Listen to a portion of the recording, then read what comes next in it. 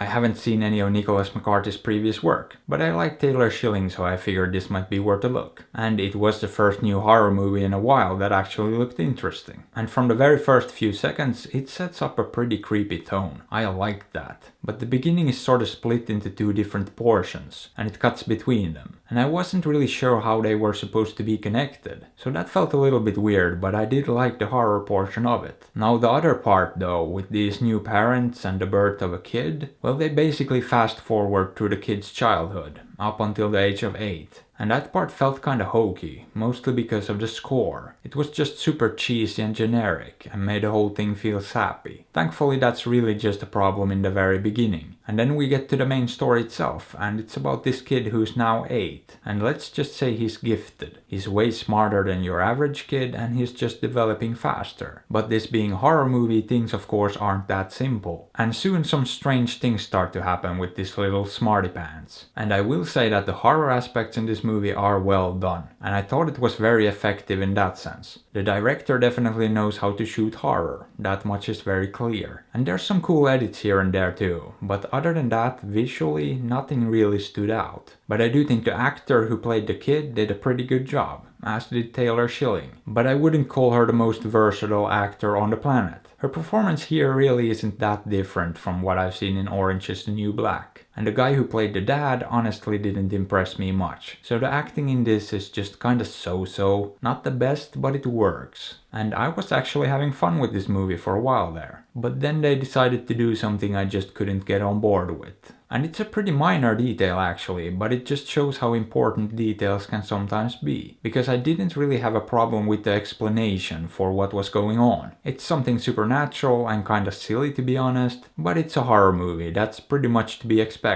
I'm not gonna rag on a horror movie for having supernatural elements. However, the way they handled the reveal of what was going on, and more precisely where that information came from, just had me shaking my head. I mean, they take this kid to some sort of specialist, a professional, to figure out what's going on with him. And the specialist, well, she almost immediately jumps to some pretty radical conclusions in my opinion. Instead of looking at the more grounded options for what might be happening here, something you might expect from a rational professional. But instead, she almost immediately jumps to the supernatural explanation and refers them to a specialist in that area instead. An area with very little research and evidence. I don't know, that whole thing, how they handled that, just rubbed me the wrong way. And the movie kinda lost me there for a while, but I did eventually get back into it. And started to enjoy it for what it was. Which is not the most clever or original horror movie. I mean, it doesn't really do anything new that we haven't seen before. And while it's technically not a possession movie, it's basically a possession movie. It follows all the same tropes and ideas, and let's face it, we've all seen them before. That being said, I thought it was still perfectly enjoyable. And apart from that little hiccup there at one point, I kinda liked it.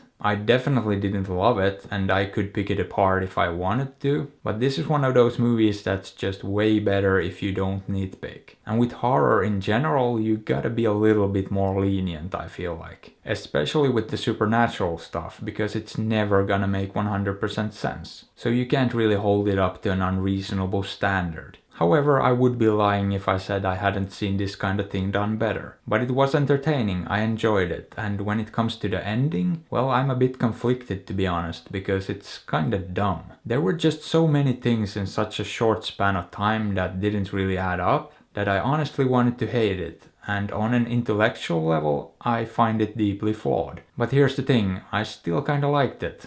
I think it worked for some reason, and I'm not gonna apologize for enjoying stupidity once in a while. But would I recommend this? Well, if you're a fan of horror in general, maybe give it a look. If not, you're not gonna be too impressed by any of it, so probably skip it. Or don't, I'm not your dad. But I am trying to sell out, so consider liking, subbing, hitting that bell and supporting me on Patreon. Because I really need to build myself a creepy basement with terrible lighting. And hey, why not drop a comment below or check out another review?